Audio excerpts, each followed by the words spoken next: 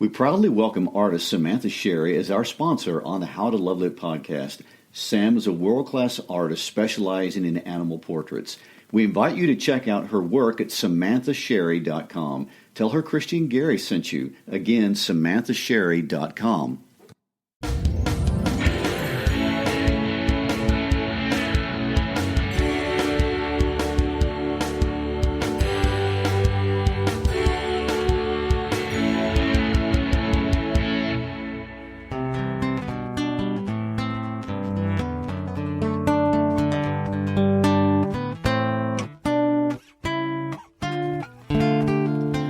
I'm Christy Shriver. We're here to talk about books that change the world and change us. And I'm Garry Shriver, and this is the How to Love Lit podcast. Today, we're going to begin our third episode on Shakespeare's iconic Romeo and Juliet. If you remember back in week one, we discussed briefly Shakespeare's life, and then we began to explore this idea of what makes something tragic.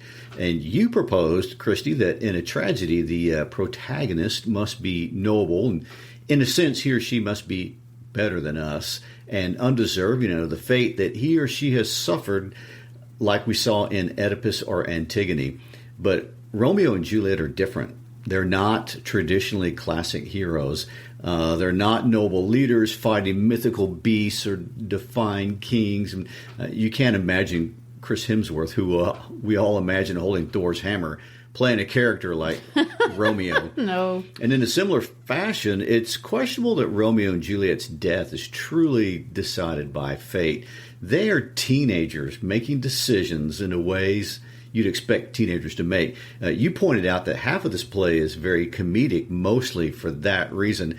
And in comedy, we laugh because we think we're better than the fools we're watching. And really the parts we've read so far have mostly been comedic. And the nurse is funny. Romeo is as love-struck as any 14-year-old high school freshman. And his friends are like any friend group that you'd find at Sonic in Memphis. And in fact, there is something lovable and maybe even High School Musical-like in how the first half of that play is constructed. I agree with that. And since you mentioned High School Musical, I think I can see Romeo as a young Zac Efron reciting poetry to Vanessa Hudgens. That would have been a great remake. I wish they'd thought of it. The only thing dark in the first half of this play is all the foreshadowing about death. Even the fight scene is fun and lively and definitely not deadly. Everyone walks away with a big scolding, something like you'd expect a Disney principal in some sort of special to do. But today, we're going to see a darker turn in the play because we're going to get to Act 3, where Romeo kills Tybalt and things go awry. Yes, they will. Just a little literary review. As you recall, if you've listened to our previous episodes, specifically if you listened to this series on Lord of the Flies, there was a man by the name of Freytag who created a diagram to illustrate how drama is traditionally structured. Some call it Freytag's pyramid, Freytag's triangle. Honestly, most Americans, we call it the plot diagram. So dull. But anyway, Freytag claims that Shakespearean drama has the hero meet his adversary in the third act. It's the turning point, the climax, that moment from which the hero can no longer retreat. It often reveals, though, a hero's weakness or weaknesses in a tragedy. And every bit of that we're going to see today as we trace this story all the way through the climax. By the end of Scene 1 of Act 3, there is no more musical feel. I know. There's no more levity, even though we still can relate, all of us, no matter our age, to the things that we see going on in the play. But before we get to that turning point, there's a few more things I think we should pay attention to in the first two acts. So let's go back and see what those are. True. And to set it up, last week we entered slightly into the area of politics, which is not something we think about normally when discussing Romeo and Juliet. But you contend it is the politics that creates the tragedy, at least in part. And the basic argument of last week's episode is that in Verona, the adults who live there are rotten. and the town itself is the impetus for the tragedy. It's full of petty people, or as you said, adults don't take seriously their roles as leaders. They don't develop a culture of building, but instead students are indulged and engaged in idleness. And of course, any school teacher will tell you, teenagers with nothing to do is always a recipe for disaster. Always. And we notice that the prince is weak. He's indulgent. He doesn't have a backbone to rein anyone in. And this is a terrible flaw. He's just not a strong person. It's a rich, comfortable place to be. And so a feud easily perpetuates into something that feels petty and meaningless. We feel that it's petty and meaningless for one reason, because Mercutio, the prince's nephew, feels no hesitation in taking his best friend, Romeo Montague, into a party and crash it in the house of the supposed sworn enemy, after we've all been told no fighting on pains of death. Oh my. It doesn't seem that anyone's thinking about murder and danger. I mean, they might get in trouble, but that risk elevates the element of the fun. A little drama in a somewhat otherwise boring place. And even when Mr. Capulet sees Romeo there, he calls him a fine young man and tells Tybalt to leave him alone. And Romeo isn't even asked to leave. I'd say there are people in Memphis who have worse feuds than this. Yes, that's it exactly. Verona is just not a serious place in this play. And Tybalt isn't mad about anything. He's just one of these angry, bitter people, a bad person looking for trouble. He gets mad basically because he sees Romeo getting away with something. It kind of reminds me of Auburn and Alabama fans. Oh my. Now you're on thin ice. Well, for those of you outside the United States, there is no place in the United States that I know of where American football is taken more seriously than in the great state of Alabama. And if you want to talk about feuds, that's legit, with millions of people every year getting out of hand Verona style. Gary, tell us, to prove my point, the story about the tumor tree poisoning that happened a few years ago. And you'll see what I mean. These people feud. They do. And well, Auburn and Alabama are two universities in the same state. And if you go down there, everyone in the state has been raised to love one and hate the other. And every year they play each other. And now Alabama and Auburn have also have two of the greatest football programs in the entire nation. So the Iron Bowl, which is the game where they play each other, is incredibly tense. And back in 2010, there was a famous incident when an older gentleman, not even a student, grandfather's age, but an Alabama fan, he snuck onto the campus and he famously poisoned some of the renowned, iconic 100-year-old oak trees on the edge of Auburn's campus after Alabama lost a football game on Toomer's Corner. Well, the state blew up, and the man whose name was Harvey Updike was sentenced to 3 years in prison and a fine of $800,000. That's serious. Yes, and not unlike what happens to Romeo. For a spoiler, he was banished from Auburn. Banished. And actually lived out his life in the state of Louisiana, safely away from the state of Alabama.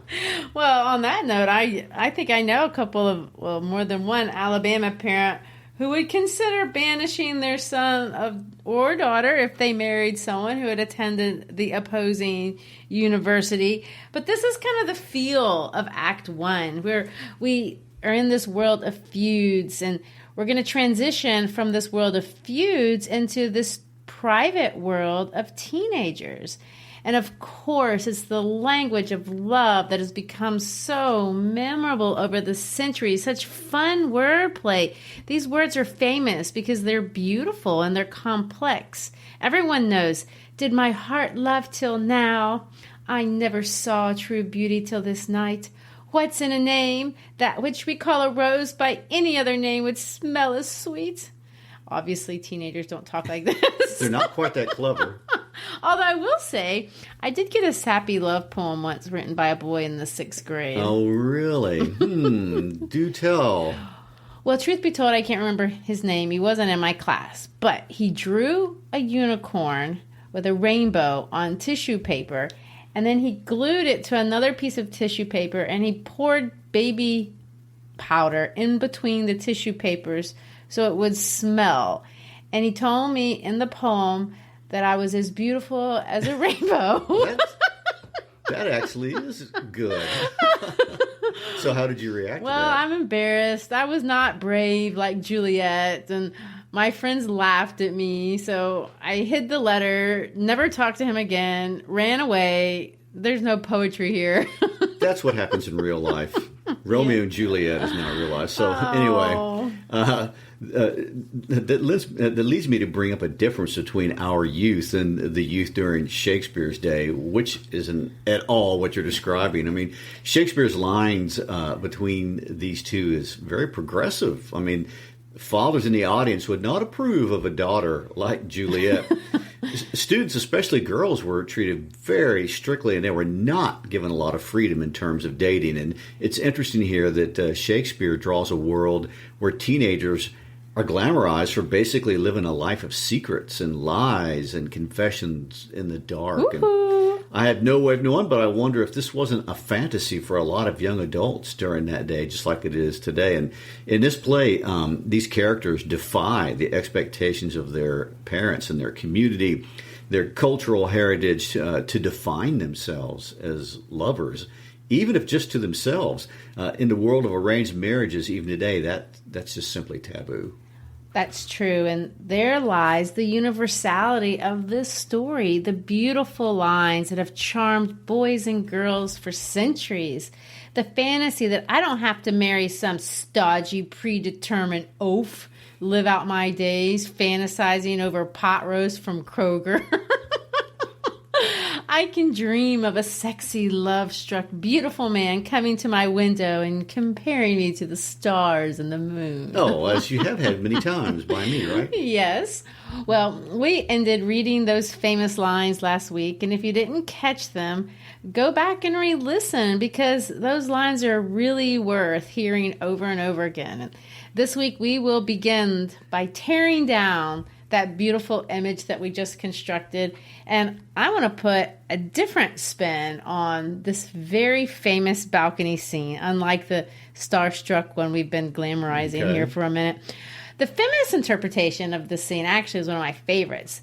There are those feminists who contend that what we are watching in this famous love passage, all this loving discourse between Romeo and Juliet, is Juliet seeing herself as an independent person and exerting power over her own life circumstances the only way she knows how.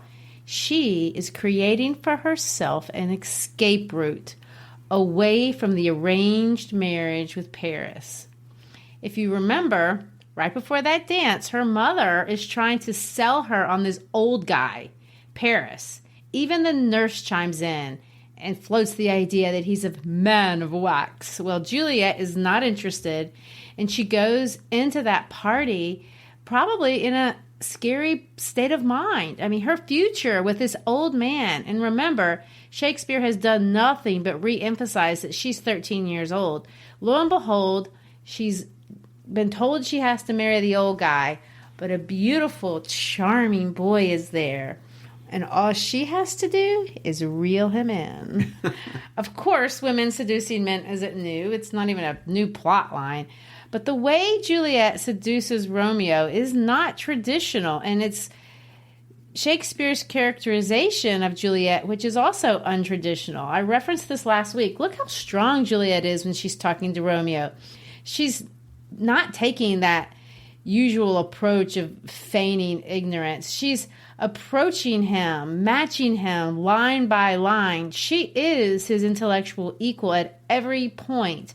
None of this, you're so strong and I'm so weak, Romeo, Romeo, nonsense.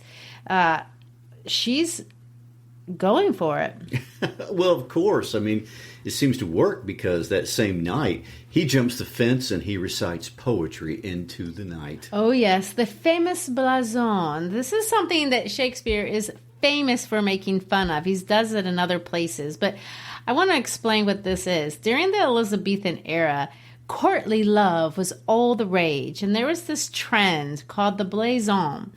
And don't think that we started trends in the 21st century with TikTok. Apparently, they've been around for a moment. But anyway, guys would write these really cheesy, far-out comparisons of the girls that they love, and they would describe their bodies in these romantic and poetic ways. But they were very cheesy, and that's what Romeo is doing here. He's written a blason. He's serenading Juliet with this hyperbolic, cheesy description of her body, really. He's going all Elizabethan TikTok trend. No, I don't think you can really put those two things together. I think you can. She's more fair or beautiful than the sun. Her vestal livery, that's her virginity, is sick and green. He's telling her to cast it off. Her eyes are brighter than the stars. Her cheeks are shinier than the stars. It's hyperbolic. That's what cheesy is. It's over the top. It's repost worthy. Well, we've definitely been reposting it ever since. I mean, how many ninth graders memorized those lines? It's even in Hannah Montana. Oh, my. Well, and that's all fun, but I want to point out something else, of course, and I'm no director, but the way this is written is very ambiguous as to whether Juliet hears him or not. I mean, a director could easily have executed this either way, and maybe she doesn't see him and he's talking into the night, but it's very easy to read this. Maybe she does see him and pretends she doesn't, so she can spout off all those very forward lines. I mean, this girl is not running away. Look at what she says to him. It's bold and very unlike the traditional junior high move. It's not like what I said. Yeah. She says this: deny thy father and refuse thy name. I mean, that's very bold and very untraditional. In normal marriages, and especially in that time period, the girl gives up her name to take the man's name, and she's inverting the wedding vows here. This is a very big ask of Juliet. You drop your name for me if you dare. Exactly. And notice there's also a lot of bird imagery that comes out of these two. He's going to talk about wings bringing him there. He calls himself a pilot. But one time she calls herself a falconer, which is the person who tames the falcon. Here's where I'm nesting. Oh, no, a painful pun. Yes. Juliet is setting him up to help her fly the coop. Oh, that's two bad puns. You've reached your limit. You could see it as Romeo's in the clouds, and Juliet wants to join him there, and they can fly off together. Oh, you're joining the pun game. Well. Exactly. And she needs help, real help. I'm not sure anything would frighten a 13-year-old girl any more than the prospects of being trapped into a sexual relationship with an old geezer you haven't hardly met. Honestly, look how different these two talk. Romeo is very romantic. He's not being practical because the nature of the world doesn't demand that of him. He can be dreamy. But Juliet, look how it's reflected in her language. She asks him very down-to-earth questions. She asks him how he got in. She references the fact that he could die if he's caught there, although I doubt that's true. But she's bold and direct. Dost thou love me? There's another sexual reference. Romeo asks, will thou leave me so unsatisfied? To which she responds, not with an explanation about her situation with Paris, her parents, and all the things that he might need to know, but it's more of this reeling in. I think we should read it. It's kind of fun. Oh, wilt thou leave me so unsatisfied? What satisfaction canst thou have tonight? The exchange of thy love's faithful vow for mine. I gave thee mine before thou didst request it, and yet I would it were to give again. Wouldst thou withdraw it? For what purpose, love? But to be frank, and give it thee again. And yet I wish but for the thing I have. My bounty is as boundless as the sea. My love is deep. The more I give to thee, the more I have. For both are infinite. The nurse calls, Juliet! I hear some noise within. Dear love, I do. Anon, good nurse, Sweet Montague, be true. Stay but a little, and I will come again. If that's not reeling, I don't know what is. Oh, blessed, blessed night, I am afeard. Being in night, all this is but a dream, too flattering sweet to be substantial. 3 words, dear Romeo, and good night indeed.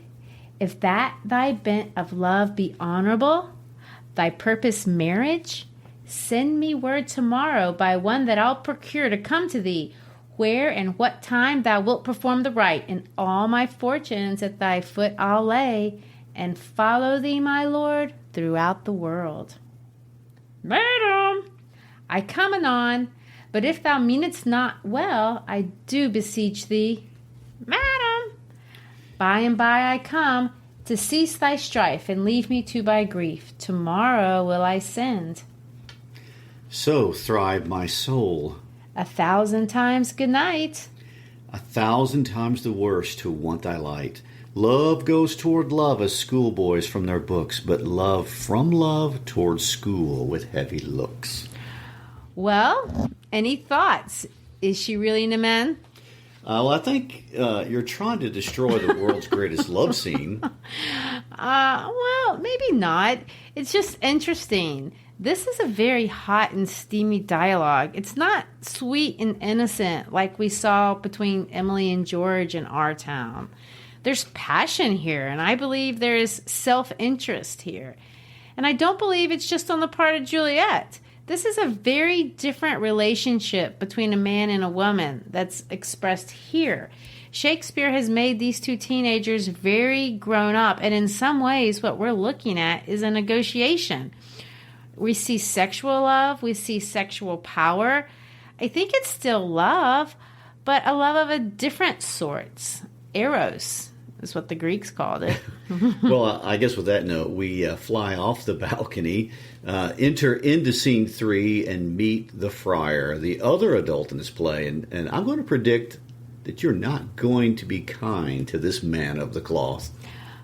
Correct. You know me well, darling. What is up with Friar Lawrence? First of all, this guy has 0 spirituality. We don't see him at any time in prayer. He doesn't talk of the Bible. He talks of nature, virtues, man's virtues, but nothing is centered around the attributes and concerns of the things of God. He does call out Romeo for being a little hasty with wanting to marry Juliet one day after they met. It's kind of funny. We should read those lines. They're kind of funny. Okay. Holy St. Francis, what a change is here. First of all, we should all start saying Holy St. Francis way more than we do. That's a great line. Holy St. Francis. Is Rosalind, whom thou didst love so dear, so soon forsaken? Young men's love then lies, not truly in their hearts, but in their eyes. Jesu Maria, what a deal of brine! How wash thy sallow cheeks for Rosalind! How much salt water thrown away in waste to season love that of it doth not taste. The sun not yet thy sighs from heaven clears, thy old groans ring yet in my ancient ears. Lo, here upon thy cheek the stain doth sit of an old tear that is not washed off yet. If e'er thou wast thyself, and these woes thine, thou and these woes were all for Rosaline. And art thou changed? Pronounce the sentence then. Women may fall, but there's no strength in men. That's kind of true. I guess I'll be Romeo here. Let me read his lines. Okay. Thou chidest me oft for loving Rosalind, For doting, not for loving, pupil mine. and badest me bury love. Not in a grave to lay one in, another out to have. I pray thee, chide not. She whom I love now doth grace for grace, and love for love allow. The other did not so. Oh, she knew well. Thy love did read by rote and could not spell. But come, young waverer, come go with me. In one respect, I'll thy assistant be. For this alliance may be so happy proved to turn your household's rancor to pure love. Oh, let us hence. I stand on sudden haste. Wisely and slow they stumble that run fast. His thinking is horrible. He in no way, it's clear, he in no way believes Romeo is in love. And there's no indication that he's looking out for Romeo or even Juliet's best interest. This man is a terrible friar. I told you so. He's willing to use these children. Maybe he thinks it's for the good of the community. That's what he's saying. Maybe there's nobility there. But as a mama, I'm horrified. And as a daughter of a minister, I will go far to say that most ministers take the marriage sacrament much more seriously than this. There is no sanctity here. Well, it's also a point to make that this plan would never have worked.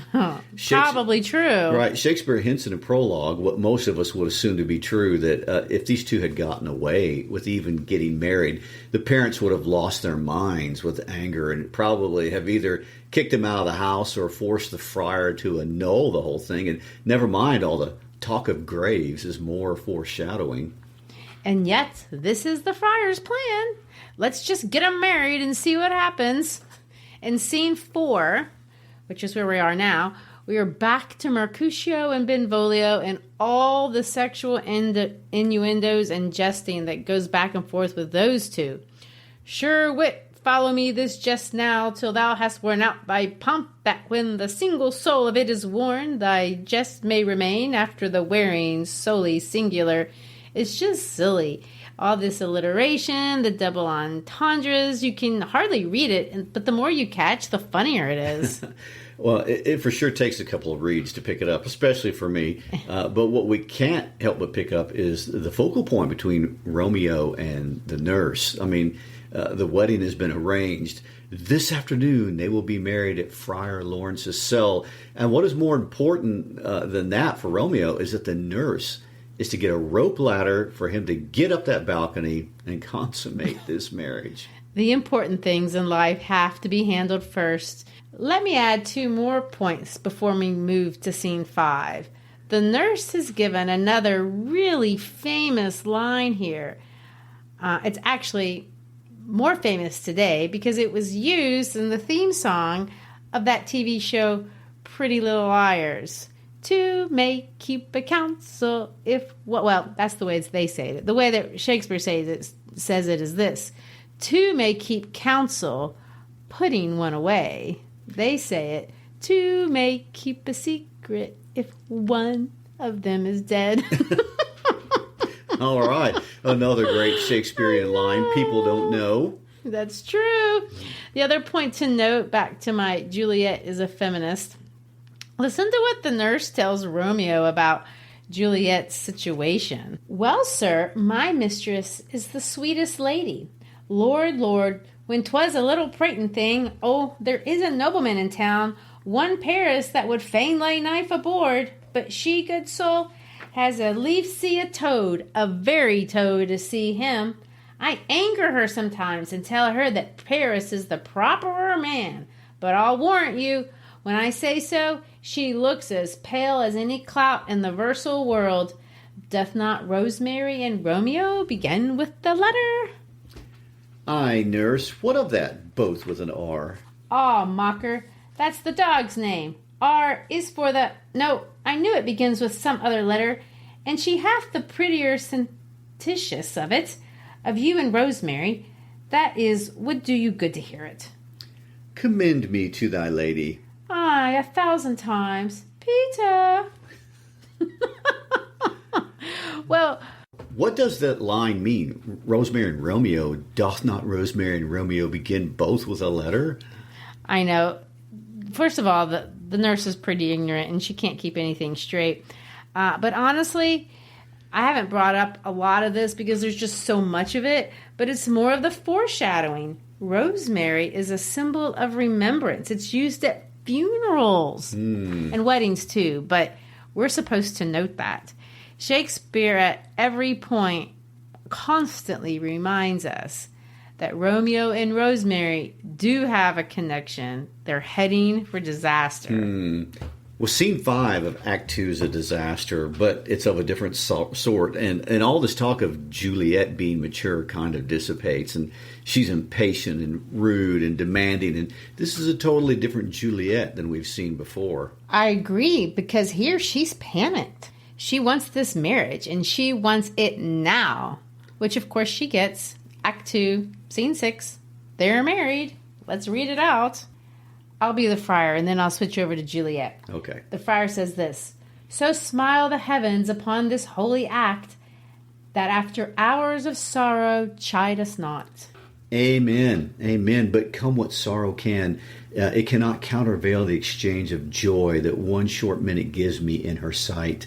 Do thou but close our hands with holy words, then love devouring death do what he dare. It is enough that I may but call her mine. Well, let me just stop there. That should be enough foreshadowing. He should just stop there. But he doesn't. And Friar Lawrence says this: "These violent delights have violent ends, and in their triumph die, like fire and powder, which as they kiss consume. The sweetest honey is loathsome in its own deliciousness, and in the taste confounds the appetite. Therefore, love moderately. Long love doth so, too swift arrives as tardy as too slow."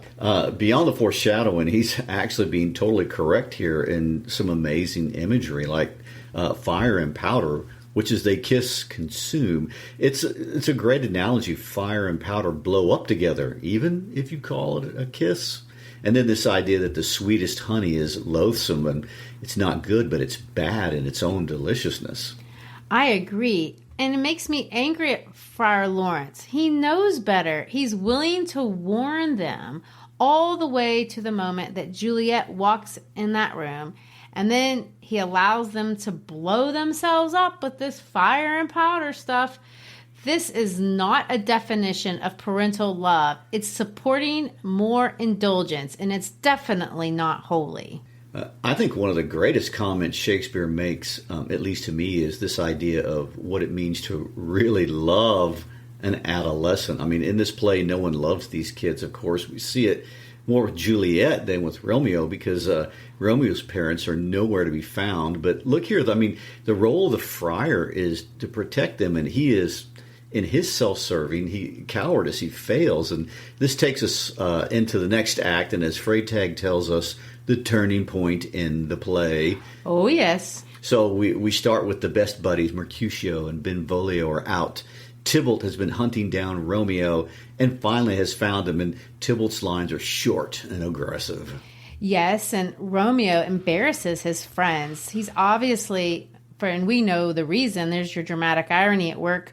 We know he's not interested in fighting, but the way he talks to Tybalt comes across as cowardly, at least to Mercutio. "I do protest, I never injured thee, but love thee better than thou canst devise, till thou shalt know the reason of my love. And so, good Capulet, which name I tender as dearly as mine own, be satisfied." That's not aggressive talk. And before we get into the fight point, I did want to point out something here. And I basically overlooked it, even though it's been going on for the whole play, because there's just not enough time to comment on everything that's worth commenting on in this play. But I wanted to point out something that we love Shakespeare for, and he's actually so famous for. And of course, that's the rhymes and the patterns and the iambic pentameter and the way that he supports meaning through the beat of the language. Remember, I told you that almost this entire play is an unrhymed iambic pentameter, which means it's ba-dum, ba-dum, ba-dum, and we can hear it a lot. Well, a lot of times, Shakespeare wants to, take it up a notch, and so he makes it rhyme, and that's what we hear when we hear Romeo and Juliet talking. They're always rhyming, and it makes it more romantic. Well, here, we're going to see Shakespeare do just the opposite. We see these lines between Romeo and Tybalt, and they're talking in the traditional iambic pentameter. But Mercutio, when he breaks in, he breaks the pattern, and he's not going to talk with the iambic pentameter. It's going to be flawed. Mercutio is going to speak in nothing, just like the way we talk. He's breaking off from the beat, and he says this: "Oh, calm, dishonorable, vile submission, a la staccato, carries it away. Tybalt, you rat catcher, will you walk?" In a way, we see Mercutio is interfering. And Shakespeare supports this idea that it's not a good idea, not by what he says, but by the way the words sound. It's just clever, and one of the many reasons we're all in love with Shakespeare. Well, remember that Mercutio was not a Capulet or a Montague. He's related to the prince, and he really has no reason to fight, but he gets caught up in the moment, and he and Tybalt fight it out until Tybalt stabs him. And again, so many directors have done this fight scene so differently, but one thing we know from Mercutio's dying lines is that Romeo got between him and Tybalt, giving Tybalt the edge that allowed him to stab Mercutio. Exactly. And in Frank Zeffirelli's 1968 movie portrayal, he has Tybalt looking shocked. He didn't actually mean to kill him. It just happened. And it's a nice way to think of it. I mean, why would he want to randomly kill the king's nephew? Of course, Mercutio dies with the famous curse, "A plague o' both your houses, I am sped." He knows he's dead, but the fun-loving friend can't die without one more final pun as we transition from comedy to tragedy. "'Tis not so deep as a well, nor so wide as a church door, but 'tis enough, 'twill serve. Ask for me tomorrow, and you shall find me a grave man." Oh, my. I know, it's sad, but it's kind of funny. The fun-loving friend, the one who dreamed up Queen Mab, is now dead. Well, and Romeo thinks that too. And another side of Romeo comes out. Benvolio says, "Oh, Romeo, Romeo, brave Mercutio is dead. That gallant spirit hath aspired the clouds, which too untimely here did scorn the earth. This day's black fate on more days doth depend. This but begins the woe, others must end. Here comes the furious Tybalt back again. Alive in triumph and Mercutio slain. Away to heaven, respective lenity and fire-eyed fury be my conduct now. Now, Tybalt, take the villain back again. That late thou gavest me, for Mercutio's soul is but a little way above our heads. Stain for thine to keep him company. Either thou or I or both must go with him. Thou wretched boy, thou didst consort him here. Shout with him hence. This shall determine that. And of course they fight, and Tybalt falls. Romeo has to run away. Benvolio's the last man standing, and he has to end up giving an account for what has happened. But before we discuss Benvolio trying to explain what has happened, I do want to point out Romeo's final line before exiting the scene. Read that out for us, Gary. Oh, am I fortune's fool? That one. Yes, it's actually a famous line. He's just stabbed Tybalt. He's lost his mind. He stabbed Tybalt, and look at the line. Is he really fortune's fool? Most people would say, well, you lost your temper, you killed a guy. But Shakespeare is going to put this twist of fate on it, which brings me back to the fate we've seen all throughout this play from the beginning, when Shakespeare calls them star-crossed lovers, and at the ball, Romeo says there's some consequence yet hanging in the stars. Do you think Shakespeare's putting the tragedy on fate, or is he questioning it? That's exactly my question. After Tybalt's murder, everyone shows up. Prince Aeschylus, the Montagues, the Capulets, and before anyone can say a word, Miss Capulet is calling for Romeo's blood. And then Benvolio has to tell the story about what's happened, and I don't think that they can blame fate. Well, no, he tells the story pretty fairly. I think he comes off pretty objective. Well, I agree, and when the prince asks, who now the price of this dear blood doth owe, Mr. Montague thinks it's enough to let Romeo off the hook. He's going to say, well, not Romeo, Prince. He was Mercutio's friend. His fault concludes, but what the law should end, the life of Tybalt. Well, the prince had said that if they fought again, that there would be a death penalty put in place. But we can see here that he doesn't have the stomach for that. And clearly everyone else knows he doesn't either. And hence all the back and forth trying to influence his decision as to what should happen to a clearly guilty party. I mean, there's an aimlessness in this prince, and there's no real leadership. I mean, he may could justify his decision as being an act of mercy, but it doesn't resolve the conflict between the two families, and it barely pacifies one side, and neither the religious leadership or the political leadership. Yes, and here I want to point out, no one here looks very level-headed. Impulsivity has been a reoccurring motif throughout this whole play, and it's going to actually turn into a dominant theme. Everyone is so impulsive.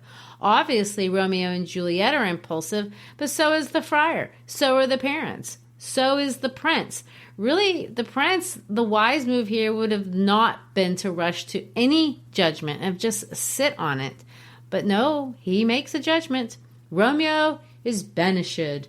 And what is to happen next, we will see, is one reckless, hasty decision after another for the rest of the play. And of course, death and banishment is the news the nurse delivers to Juliet when she comes in with the rope ladder for the secret honeymoon. And Juliet has been going on and on about the nighttime coming, and every groom wishes his bride were just sitting around saying, "Come night, come Romeo, come thou day and night whiter than new snow on raven's back. Come gentle night, come loving black-browed night.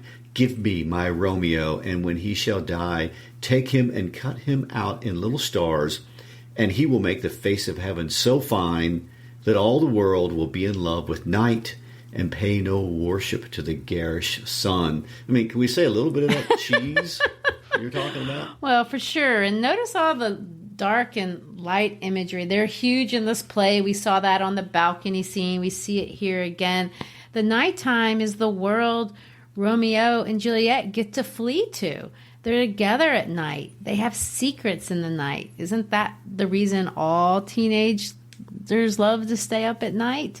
Nighttime is the time for fairylands and dreams. And, well, we'll talk more about that next week. But at night, no one is watching.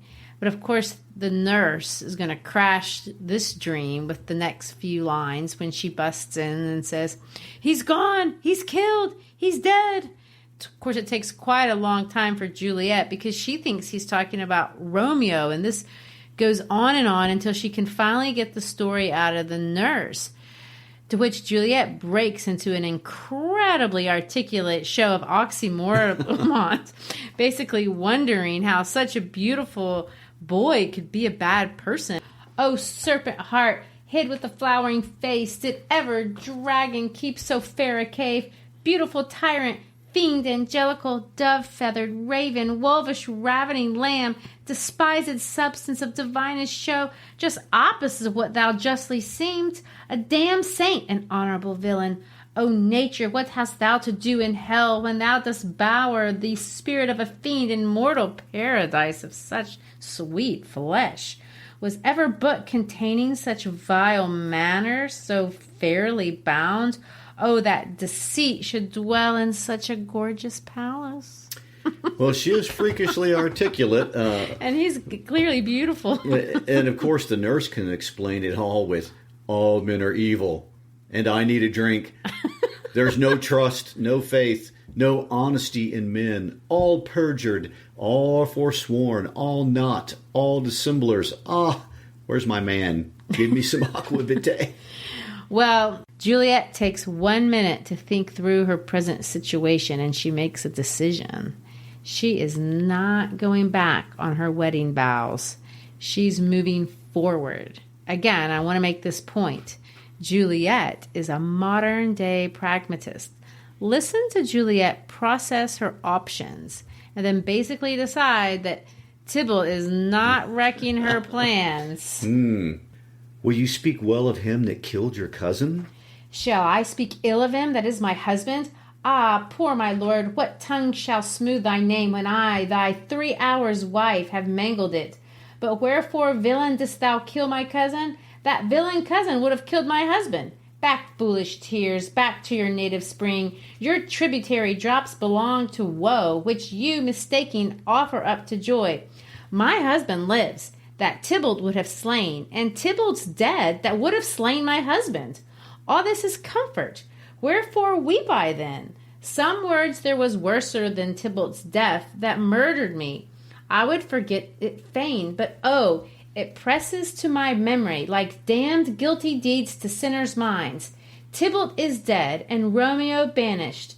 That one word banished, has slain 10,000 Tybalts. Tybalt's death was woe enough if it had ended there, or if sour woe delights in fellowship, and needly will be ranked with other griefs.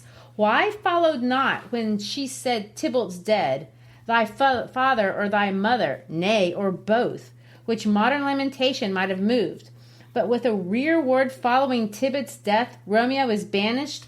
To speak that word is mother, father, Tybalt, Romeo, Juliet, all slain, all dead. Romeo is banished. There is no end, no limit, measure bound in that word's death. No words can that woe sound. Where is my father and my mother, nurse? Weeping and wailing over Tybalt's corse, will you go to them? I will bring you thither. Wash they his wounds with my tears? Mine shall be spent when theirs are dry for Romeo's banishment. Take up those cords, poor ropes, you are beguiled, both you and I, for Romeo is exiled. He made you for a highway to my bed, but I, a maid, die maiden widowed. Come, cords, come, nurse all to my wedding bed, and death, not Romeo, take my maidenhood. Hie to your chamber, I'll find Romeo. To comfort you, I wot well where he is. Hark ye, your Romeo will be here at night. I'll to him, he is hid at Lawrence cell. Oh, find him, give this ring to my true knight, and bid him come to take his last farewell. Well, I think this is a good place to end for today. Next week, we'll see what some unbounded, reckless courage along with a little bit of hapless planning get you. We've got a lot to cover, but we'll have to borrow Romeo's wings and fly next week to the end of the play. Okay, well, on that note, thanks for listening today, and please do us the great honor and hit the 5-star button on your podcast app. That gets us bumped up the ranks with the controllers of the interwebs, and also share an episode with a friend and connect with us on the howtolovelit.podcast.com page and find teaching materials, and find us on Instagram and Facebook to chat. We're always ready to get recommendations for books that have changed the world and can change us. Peace out.